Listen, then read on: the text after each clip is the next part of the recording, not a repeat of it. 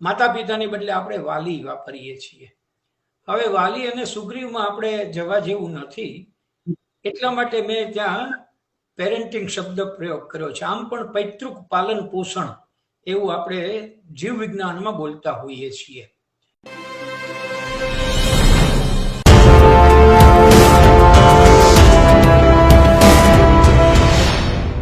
આપનો ખૂબ ખૂબ આભાર વ્યક્ત કરું છું. સૌ દર્શક મિત્રોને પ્રણામ કરું છું. મારા માટે પણ આપની આ ચર્ચામાં જોડાવવું અને એમાં આપના દ્વારા મને આમંત્રણ મળવું એ બહુ અહોભાગ્યનો વિષય છે. કારણ હું આ શોના પોપ્યુલારિટી વિશે બહુ જ જાણું છું અને મને ખ્યાલ છે કે જ્યારે જયનારાયણભાઈ એની ચર્ચા કરતા હોય ત્યારે એમાં કંઈક ફ્રૂટફુલ બહાર આવે એવી ચર્ચા હોય. આપે જે પ્રશ્ન કર્યો એને મેં ટાઇટલ આપ્યું છે પરમાત્માનું પેરેન્ટિંગ. એટલે આપની વાત સાચી છે કે બે શબ્દો ભેગા કર્યા છે, ગુજરાતી અને અંગ્રેજી. એક હળવું કારણ એ છે કે પેરેન્ટિંગ માટે આપણા ત્યાં ગુજરાતીમાં વાલી શબ્દ વપરાય છે. માતા પિતાની બદલે આપણે વાલી વાપરીએ છીએ. હવે વાલી અને સુગ્રીવમાં આપણે જવા જેવું નથી, એટલા માટે મેં ત્યાં પેરેન્ટિંગ શબ્દ પ્રયોગ કર્યો છે. આમ પણ પૈતૃક પાલન પોષણ એવું આપણે જીવ વિજ્ઞાનમાં બોલતા હોઈએ છીએ. અને પરમાત્માનું એટલા માટે કહ્યું છે કે આપણું શાસ્ત્ર અને આપણું અસ્તિત્વ એવું કહે છે કે મારામાં એક આત્મા છે, એવો જ એક આત્મા જયનારાયણભાઈમાં છે, એવો જ એક આત્મા લઈને મારું બાળક જન્મે છે. એટલે આ બધાને જોડતો એક પરમાત્મા છે. એ જો મારા બાળકનું પેરેન્ટિંગ કરે તો કેટલા ભાવથી કરે, એવા ઉદ્દેશ્યથી મેં પરમાત્માનું પેરેન્ટિંગ એવો સબ્જેક્ટ આપ્યો છે. મને જયનારાયણભાઈ થોડું ભૂતકાળમાં જવામાં રસ છે, એટલે કે હું આ વિષયને થોડોક પાછળ લઈ જવા માંગુ છું. મેં આજથી લગભગ 35-37 વર્ષ પહેલા સેક્સ એજ્યુકેશન ઉપર પીએચડી કર્યું અને at that time I was the first doctorate in sex education. આપણને ખ્યાલ છે કે આજે પણ હજી આ શબ્દ પ્રયોગો એ ટેબુ છે, એના વિશે વાત થઈ શકતી નથી. શબ્દોમાં કહીએ તો ખાનગીમાં જેના વિશે વધુ બોલાય અને જાહેરમાં જેના વિશે કશું ના બોલી શકાય એવું આ સેક્સ શબ્દ છે. મેં પણ મારા બાળપણ દરમિયાનના ઉછેરના પ્રશ્નોમાંથી કેટલીક મૂંઝવણો હતી, એટલે આમના ઉપર ડોક્ટરેટ કરવાનું પસંદ કર્યું. એ સમયમાં જો હું ચાલ્યો જાઉં તો મને તો એવું લાગે છે કે પહેલા તો પેરેન્ટ થવાની વાત તો મોડી છે. હકીકતમાં એક યુવતી કે એક યુવાન અથવા એક કિશોર કે એક કિશોરી એમને એમના પોતાના શરીરના વિજ્ઞાન વિશે કશી ખબર છે ખરી? કારણ કે પેરેન્ટિંગની શરૂઆત છેક ત્યાંથી થાય છે. આપણે ગણીએ કે ત્યારે તો સમજ ન હોય છતાં આપણે અઘરું વિજ્ઞાન તો સમજાવીએ છીએ, અઘરું ગણિત તો ગણાવીએ જ છીએ, જે ઉપયોગમાં તો પછી આવવાનું હોય છે. એમ આપણે ત્યાં પાઠ્યપુસ્તકોની અંદર આ જે પુરુષ અને સ્ત્રીના પ્રજનન અંગોના ખાલી ચિત્રો અને થોડીક માહિતી હોય એને પણ ટીચર્સ સ્કીપ કરી જાય અને તો એમ કે આ તમારા કામનું નથી, અથવા તો એમ કે તમે જાતે કરી લેજો. ત્યાંથી ખરેખર આપણા પેરેન્ટિંગનો અથવા તો પતિ પત્નીત્વનો ભાવ ઊભો થાય છે. હું એવું માનું છું કે સેક્સ ટેબુ છે એનું પણ આ કારણ છે. We do not discuss openly the science of our own body. જેમ પાચન તંત્રની વાત થઈ શકે, શ્વસન તંત્રની થઈ શકે, રુધિરાભિસરણની થઈ શકે, ઇવન ઉત્સર્ગ તંત્રની વાત થઈ શકે, તો પ્રજનન તંત્ર પણ વિજ્ઞાનનું જ એક માળખું છે.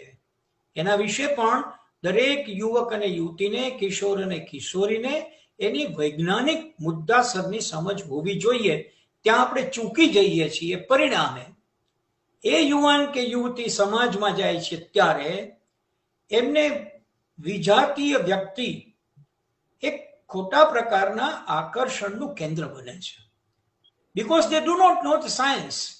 જેમ હું છોકરો છું એમ જ સામે કોઈ છોકરી છે. It is a biological fact. મને છીંક આવે એમ બીજાને છીંક આવે, મને બગાસું આવે તો બીજાને બગાસું આવે, પણ હું પણ મેચ્યોર થાઉં એમ કોઈ છોકરી પણ મેચ્યોર થાય એ મને ખબર નથી, એ મને કોઈ શીખવ્યું નથી. અને પરિણામે એ યુવાન અને યુવતી એકબીજાના વૈજ્ઞાનિક સમજ વગર જ્યારે એકબીજાના આકર્ષણ તરફ આવે છે ત્યારે મેચ્યોર્ડ આકર્ષણ હોતું નથી, અને એમાંથી આપણે ત્યાં લગ્ન જીવનની શરૂઆત એકબીજા પ્રત્યેના જાતીય આકર્ષણને કારણે વધુ થાય છે. એક નાનકડી અઘરી વાત કરું. આપણે એ સમાજના લોકો છીએ જયનારાયણભાઈ કે કોઈને લગ્ન પહેલા સંતાન થાય તો આપણે એને વખોડી શકીએ છીએ, પણ આપણે એ જ સમાજના લોકો છીએ કે જેને લગ્ન પછી 2 વર્ષે સંતાન ન થાય તો પણ આપણે ચર્ચાના ચકડોળે વાત ચડાવી શકીએ છીએ અને પતિ પત્નીના કાન સુધી વાત પહોંચાડીએ છીએ કે હવે બહુ થયું ભાઈ, તમારે સંતાન જોઈએ. એ સમયે પેલી કિશોરાવસ્થાની જે સમજ નહોતી, એક્સ અને XY રંગસૂત્રોની સમજ નહોતી, એને પરિણામે કાન ભંભેરણીથી હું સંતાન હોવું જોઈએ એ હું કહું છું. કેને કારણે? કારણ કે પડોશન મારી માને કહે છે કે ભદ્રાયુને તો પરણે 3 વર્ષ ત્યાં કાંઈ નથી. 8-10 વખત સાંભળીને પછી માં મારી પાસે આવે છે કે બેટા બધા પૂછે છે કે તમારે કાંઈ નથી. 8-10 વખત માનું સાંભળીને હું મારી પત્નીને કહું છું કે બાને એવું લાગે છે કે આપણે કાંઈ નથી.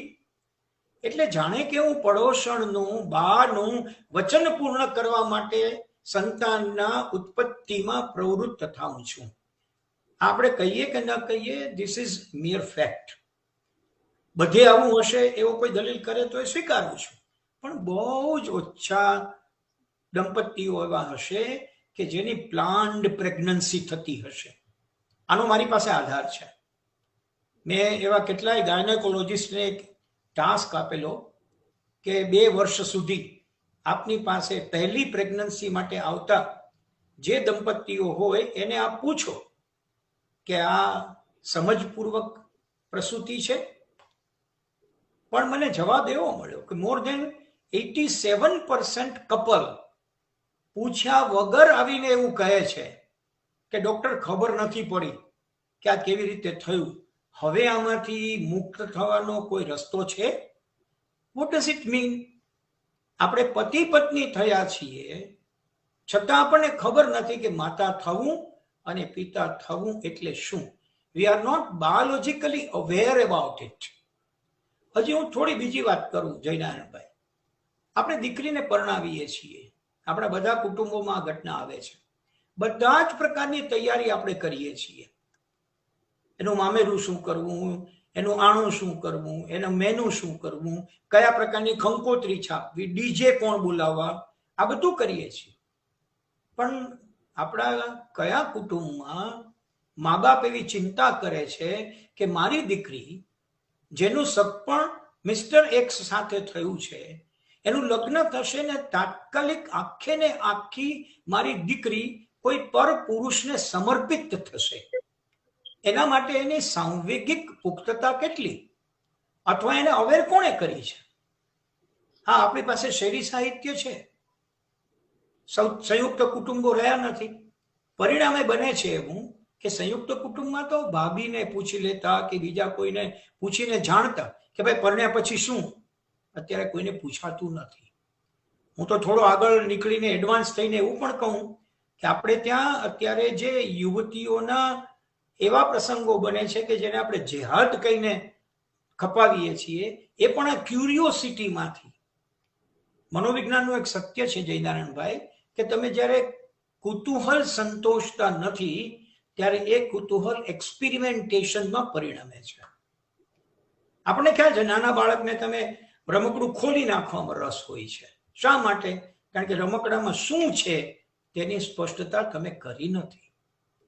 એટલે ઇન શોર્ટ, બાળક જન્મે તે પહેલાથી બાળકના રેડ કાર્પેટ વેલકમની કોઈ તૈયારી આપણે કરવી જોઈએ. ત્યાંથી ખરેખર પરમાત્માનો રોલ શરૂ થાય છે.